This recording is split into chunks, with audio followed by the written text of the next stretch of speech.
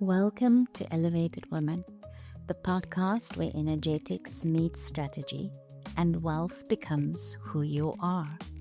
I'm your host, Myra Swan Kotze, subconscious reprogramming master, energetics mentor, multi-seven-figure coach, and Brain's 500 global honoree for my work in conscious business leadership.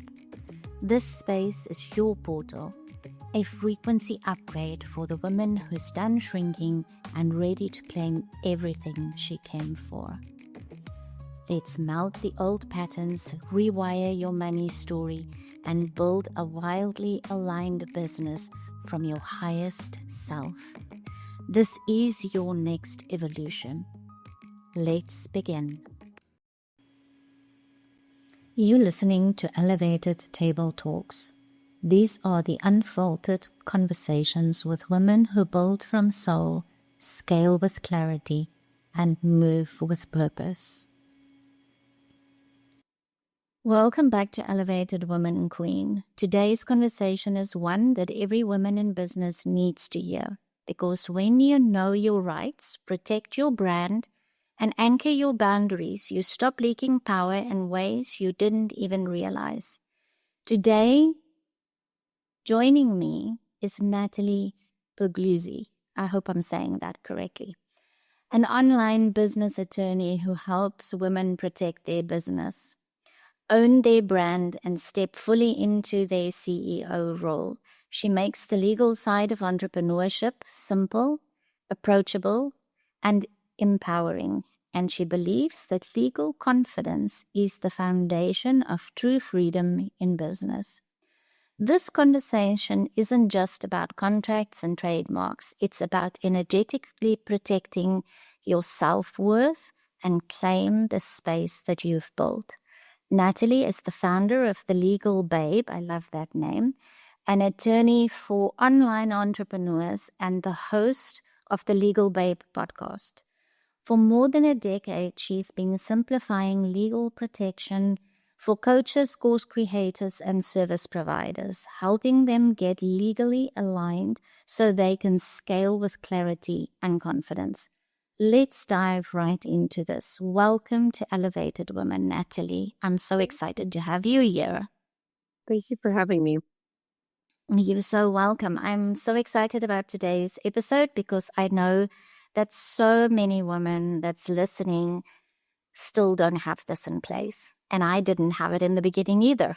So many of us don't have it right in the beginning. My first question is, Natalie, you've built an entire brand around helping women feel legally confident. What was the defining moment that showed you how much entrepreneurs truly need this kind of support? Well, candidly, as you had mentioned, you didn't have your legal in place. When I opened up this portion of my business, I actually didn't have my legal in place either. I originally graduated from law school and I immediately was a law clerk and entered into a bankruptcy law firm. So I didn't know anything about practical business law, and they don't teach you that in law school. Law school is a lot of theory, not a lot of practical application of the law. In fact, very little practical application of the law. And when I opened up my own firm, I shifted, well, not initially, but eventually I had shifted from doing bankruptcy law into supporting online entrepreneurs, because what happened was I didn't know what I needed to put in place. I didn't know if I needed to be a corporation or an LLC.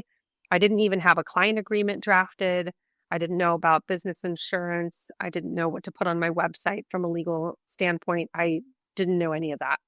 And so I put in a lot of time and effort to figure out exactly what I needed to put in place from a legal base, from a legal standpoint.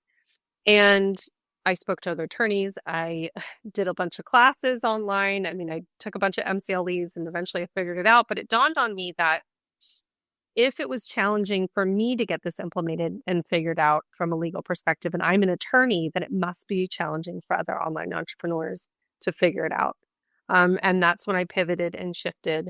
And that's when I really came to the realization that there's all these women out there and just business owners in general that are holding themselves back from really creating or starting their businesses because they don't know how to put these legal protections in place. So really, the defining moment for me was really taking that perspective and realizing that I'm just like my ideal client, right? I'm just like everyone else out there trying to figure it out. And it just became my goal and mission and vision of my business to really make things easy to understand, easy to implement, and isn't going to break the bank. So I really love that. It is always important that you sort of are your own best client, isn't it?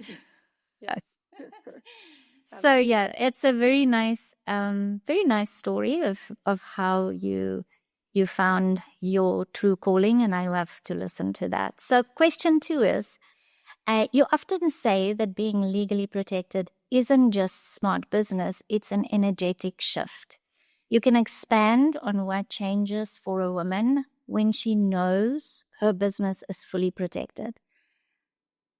Compare that to someone that doesn't have this in place. You didn't have it. I didn't have it in the beginning. When you have it all in place, what's different?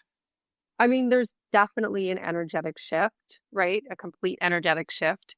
When you don't have your legal in place, you're constantly asking yourself, what happens if I launch this? Can I say this? What happens if a client is upset? What happens if a client asks for a refund, right? Like you're moving through your business with trepidation. And when you make a shift to getting your legal in place, your energy changes from that fear of running your business to true ownership in your business. And I mean, look, legal isn't just paperwork. It's not just dotting your I's and crossing your T's. It's permission to step into your role in your business and speak freely, show up freely, be unapologetic in your brand and in your business and be bold. And that is the energetic shift that changes, right? It's really similar the way that I look at it to finding your calling, right? When you find your calling and when you truly, how many different hats do we try on when it comes to running your business? First, you want to launch courses, and then you really want to do one-on-ones. And actually, the mastermind is for me. And actually, no, the mastermind's not for me because I feel overwhelmed, right? Like we're constantly shifting in our offerings and in the way that we run our businesses. But when you truly find your calling, your niche, your space, who you're speaking to, your ideal client, you can feel that energetic shift. And the same thing happens when you get your legal in place. I have to agree with you there. I've been in business for more than a decade online. Have been in business for close to 3 decades, but online has been about 12 years now. And I have burned down and started over and changed and had so many things happen to me in the last 10 or 12 years in business that I understand exactly what you're saying is things change and you grow and you expand. And I know exactly what you mean by that energetic shift when you put your legal in place. For me, it felt so empowering. I felt now I'm safe. Now I'm okay. Now, like you said, I can say what I need to say. I can be who I need to be. And I must tell you that I talk about this quite often. I had a very bad fall just about 16 months ago, and I broke my ankle and very badly, and my business came to a standstill. And I realized that many of us build our businesses in ways where we have to be there all the time for it to work. And so I was one of those women that even though I did all that, I was really still not building my business from a point of view where I don't have to be there for every single sale that's made. Mm-hmm. And so now, after 12 years, I've, burned it down again. Well, it was 11 at that time. Burned it all down again and started over again. And I am so excited for this new part. And I understand exactly that energy shift is so good. But yes, ladies, this episode I picked and curated very, very specifically because I know how many of you have not stepped into into that freedom of having your legal stuff in place. Yeah. And can I just say really quickly too that as you're making those shifts in business, right? Like as you're jumping from thing to thing or even offer to offer or, client to client, right? Because sometimes that shifts in our businesses. There's something so peaceful and empowering knowing that your legal protection is placed. Like it's your base, it's your home base, it's set, right? So like as you're doing all these shifting and jumping and moving around and all that stuff, your legal remains the same. So you don't make a shift if you're a health coach and then you become a business coach, right? If you have all your things already in place, you're not now thinking, oh, okay, there's a shift in my business. What do I now need to put in place? Obviously, you're going to have some things that are going to change. Your trademarks are going to change, some language in your contracts. But when you have that base, it really also allows you to kind of freely move and shift and jump around because you're not frantic thinking like, oh, what do I have to do now? It's like, no, you already have everything in place. You're good. Follow your heart, follow your vision, follow whatever your calling is, and you're kind of set when it comes from a legal perspective. So Definitely. Okay, next question. So many entrepreneurs wait until something goes wrong before they handle the legal side. What's the cost financially and energetically of waiting too long? So I'll talk about the obvious one, which is the financial cost, right?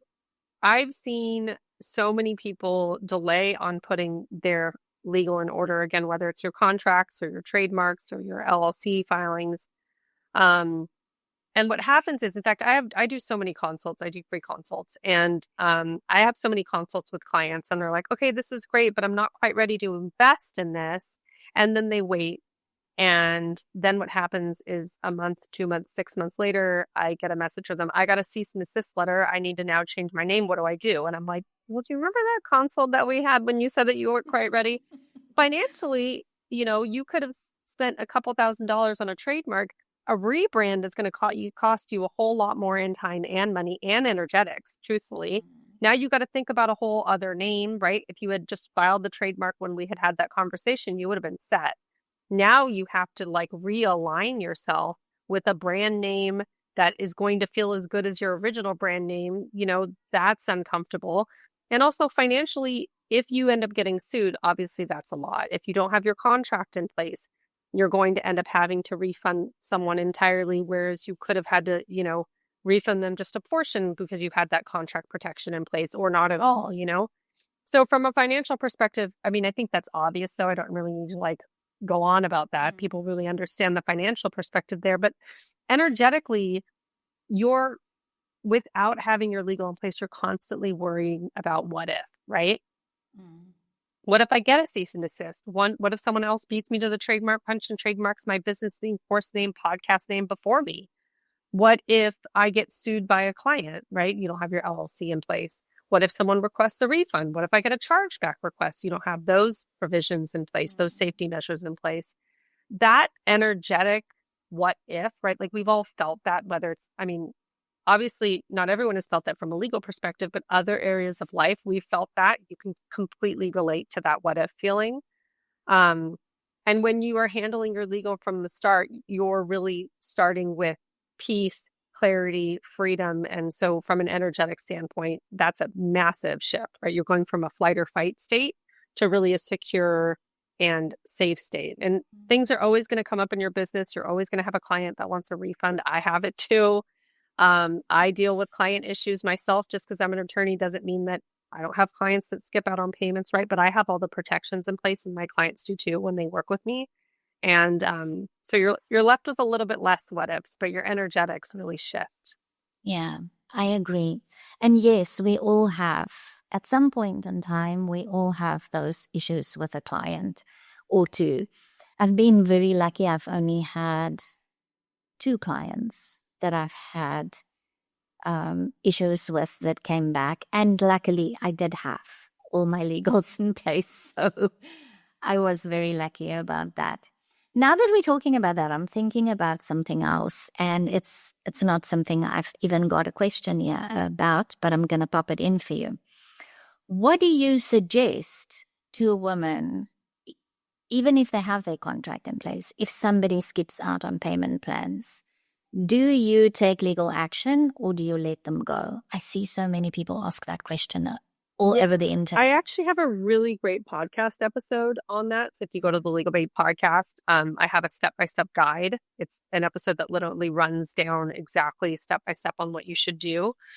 Um, I'm I consider myself a woo-woo attorney. I really come from a standpoint where I run a lot of energetics in my business as well. I don't make a lot of impulse decisions. Um, so I do come from a standpoint of starting with a loving perspective, right? Like having like, okay, hey, we never know what's going on in people's lives. We never know what's happening behind the scenes. Really making sure that you're, coming from a loving place, just again, because you don't know what your clients are going through. Um, and then from there, you can kind of tend to escalate it, right? Have a letter, consult with an attorney. There's obviously like some legal that you can put into place in your contracts. There's legal you can put in your place when it comes to chargebacks, because that's a whole separate procedure. It's not a legal process, a chargeback, but there are things that you can have in place. And then, last resort is always, taking them to court if you have a contract in place. And again, making sure that you have a contract with the right legal language is key. Because if you don't, then there's actually a chance that you might not get anything back, right? Especially if we all get that one client that's really nitpicky, right? That really goes through our contract and is like, well, you didn't put this, or they look at the sales page and they're like, well, you didn't say this on the sales page or whatever. So having like some really solid contracts is helpful, but I can figure out that podcast episode and let you know, because that's I think it's like a 20-30 minute podcast episode, but it runs everything step by step on exactly what I would recommend doing. So Please do let me have the link as quickly as possible, and I will put it into the show notes for our listeners, because that sounds like a really nice podcast episode to listen to. I'm definitely going to listen to it. Okay, for the women listening who's growing fast, launching programs, podcasts, or products, what is the simplest way to know what she actually needs legally right now? yeah, Not everyone can, sorry to interrupt you, not everyone wants or can afford the whole kabang, but what is the most important that they should put in place first as a starting point? So I hate to give you an attorney answer, but there's no real right place to start. Like, it depends, right? So what I like to do, and again, I have a podcast episode on this too, but I have a perspective that I call the legal wall. Most people think of legal like layers of a cake, right? Like I start here and then I do this and then I do that and blah, blah, blah, as your business builds and grows. But that's not really practical for people, because the cost of something that might be an entry level performative thing to do in your business when it comes from legal may not be financially available for someone. So I have a concept that I call the legal wall. So instead of thinking of legal as layers of a cake, I encourage people to think of it like walls that protect different like areas of your business, right? You have your business entities that are LLCs, corporations. Your contracts are protecting your dealings with clients and customers, anything outward, right? Your website, that sort of thing. And then your trademarks and copyrights are protecting your intellectual property. So what I like to tell people to do is two things. Focus on the financial. Number one, what can you financially afford to do? A lot of attorneys, such as myself, have payment plans on things. I also have Klarna enabled and Afterpay enabled. So you can find things that are affordable for you to implement in your business when it comes to your legal. Find whatever you can do that you don't have in place that is affordable and you can do today, and just start there. And then secondly, think about it from an energetic perspective, right? Where am I more energetically aligned in my business? If you're about to launch a course and you are like, this is it, or you have a course that that you've continually launched, and it's really picking up, starting to get some traction, then consider filing a trademark for that name, right? You want to protect that name so that you're not losing any brand recognition there. So look at your business from an energetic perspective as a whole. If you're about to really build your one-on-one clientele, then you need to have a contract in place, plain and simple. If you're just about to launch your business, then consider your website documents, right? So look at your energetics, where you are called to in your business, and then you can also start there from that perspective. But there's no real, like, don't start from, this spot A and then go through B, C, D. Plus, everybody's kind of starting from a different point, right? Some people already have their contracts in place. Yes. Someone already has their privacy policy. So just kind of look, again, financially and energetically. But as long as you start somewhere, that's like the mistake I do not want people to do, is to like listen to this conversation and then not make a move because they're like, well, I can't financially afford something. You can financially afford to do something in your business when it comes to legal. I promise you that. Okay, great. Thank you so much for sharing that. That's a really good perspective to look at it from. So thank you. Trademarks can feel complicated and expensive. I've had quite a few clients of mine tell me, I need to trademark, but it's so expensive. And is it really necessary? What should a business owner consider before deciding to trademark, and how can she make that process easier? Yeah, I hear that all the time too. When I consult, I really, really need to trademark this, but I can't afford it. Or, which again, because I'm woo woo, like take a look at the conversations that you're having with yourself in terms of your business with what you can and can't afford, right? Take a look inwardly about the language that you're using when it comes to this, because this is really important stuff. And if you have that passion and fire in your business for your course, your podcast, your brand, whatever that is, then that's something that you really need to consider legally protecting. I can't tell you how many times I see people investing in a business coach, which probably cost them 2 or 3 times the cost of a trademark, but they're not investing in a trademark, only to build their business or their brand with their business coach, and then they have to completely rebrand. So, I just want to, I get it how intimidating it is, and I get it how it can be considered to be a really big cost in your business. But look at your business as a whole and what you want to protect, and think about it that way. I mean, the truth is, you can't afford not to protect your business name, your brand name, your course name, your product name, your podcast name, right? You can't afford not to do that. And before you fall in love with the names that you're using, the very first thing that you should be doing is running an initial search yourself. You don't have to hire an attorney to do a Google search. If something gets found, like if something pops up and it's a substantially similar name to the one that you're going to be using, you don't need to hire me to tell you you can't use that name. Plain and simple. So making sure that you're running your trademark searches is first and foremost what I would recommend. The freebie that I'm actually going to be including for this podcast is all about how you go about doing the searches, and strategically what you can think about when you're going to be naming the things in your business, so that you can think about that name from a trademark perspective, right? You're starting from the jump. But that's kind of where I tell people to go. You don't have to hire an attorney to do some of those initial searches. But you certainly, if you come back from those searches and you don't find anything, if it looks like that name is available, then the next thing that you need to do is ping me so we can do a free trademark consult. I can run a more attorney-led trademark search and then consider trademarking the name. Because the last thing I would hate to see you do is go, oh, I don't want to spend that money on a trademark, but then you're going to have to rebrand, or someone else is going to beat you to the trademark punch, or you're going to get a cease and desist letter. And now you have to pay people 2-3 times what you would have if you just trademarked. So Yes, okay.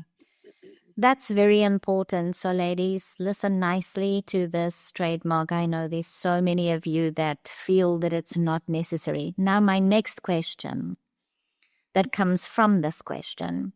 There are so many women out there that's got similar names for their programs. What do you suggest when somebody, the question is, what do you suggest doing if you come across a name, it's not trademarked, but there are many women that uses that name? What is the best thing? Get it trademarked or find something different? maybe, again, I hate to give you an attorney answer, but this is, so actually, let me give you an attorney answer. The time when you should seek advice of an attorney. Trademarks aren't just filling out paperwork. It's a legal process, and it sometimes involves legal argument. So there's a couple things to consider. I would typically recommend, first and foremost, get a consult with me. I do free consults. I'll do a free search with you.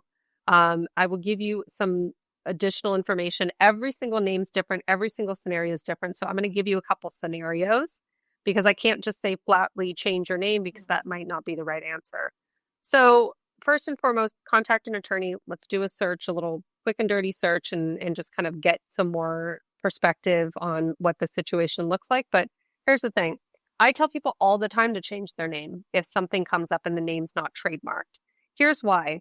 A couple things. Number one, it may not be a name that's even eligible for a trademark, right? It may be a name that's merely descriptive, meaning it merely describes something. If I have a podcast and it's called the Good Business Podcast, and all I do is talk about how to be good in business, that's not a name that's going to be eligible for a trademark, which means anyone else can use this name too, right?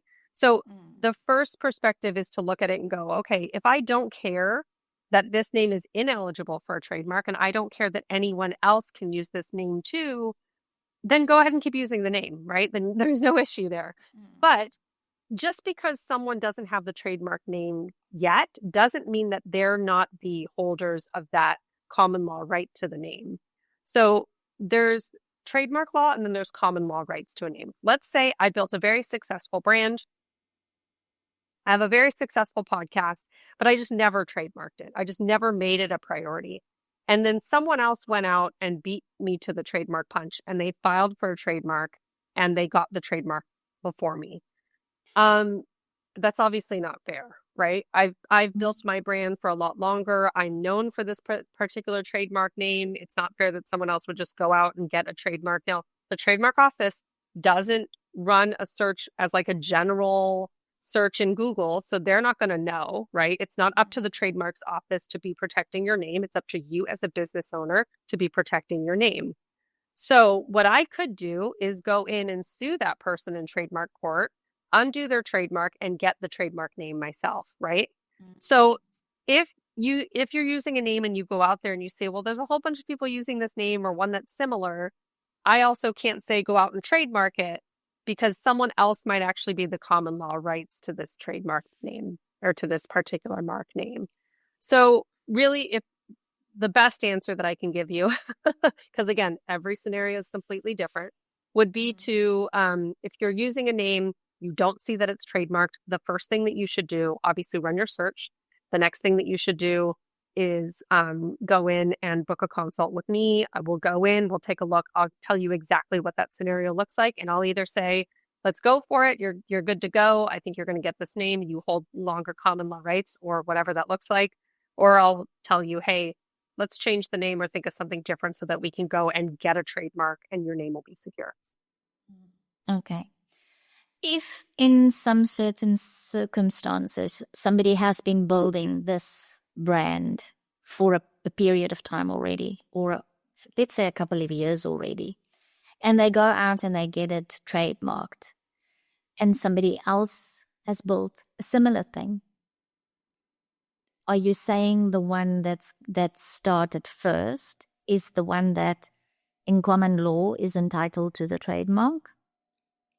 Potentially, yes. Again, every scenario is completely different, but the common law rights do say that the person who is first using the name in commerce, so that it has to be used for in connection with a business, making sales, that sort of thing, that they are the holder of the rights to that particular mark name or logo or slogan or whatever it is. Okay. So again, I can't say entirely yes, it's the law, right? Law's open to interpretation all the time. Interpretation, yes. Yeah, it's never really black and white. So yes, that is what I'm saying. That's what the law states. Again, it just depends. Are they using the name in commerce? Are they using it actually for monetary value in use in their business? How long have they been using the name? With their lapse there? Is it the exact same name that you want to be using it? Because it may be one that's substantially similar. Is it in the same field? Is there going to be consumer confusion? Right? There's a lot of things at play, which is, again, why you want to engage with an attorney before you take on this process. Okay. All right. Thank you so much for sharing that. Oh, wow. We're learning so many nice, very important things today about our legal stuff, ladies. So make sure that you book in that consult with Natalie. I'm sure I'm going to make a plan and book it in and make sure I'm okay with everything after this conversation as well.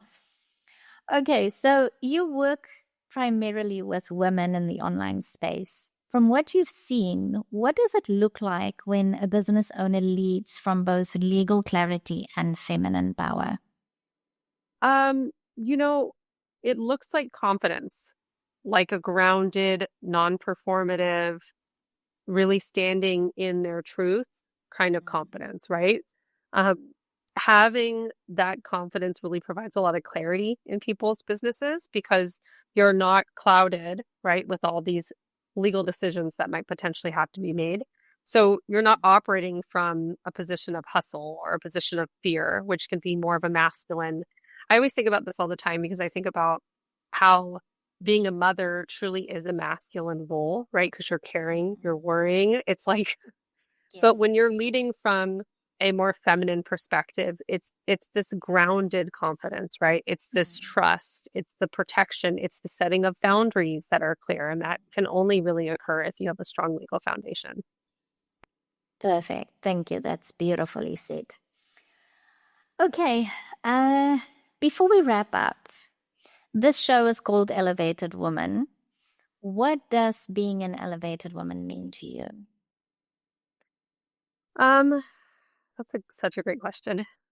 I feel like being an elevated woman means really owning yourself and owning your power, being fully in alignment and aware of what your gifts are, and really unapologetically sharing those with the world. That's so beautiful. You know, I ask every single person or woman that comes on this podcast that same question, and I have not had one answer that's the same. Every single woman has got their own view of this, and I absolutely love asking this question because I love every answer that I get. So I absolutely love your answer.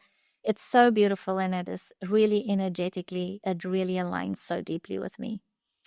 Okay, I've got two rapid fire questions I want to ask you. So, quick answers, please. One legal mistake you want every entrepreneur to stop making today. Using other people's contracts without permission. Good. So whether you're going onto someone's privacy policy and copying it, or your coach let you borrow their client agreement, that's not only is it illegal, it's copyright infringement.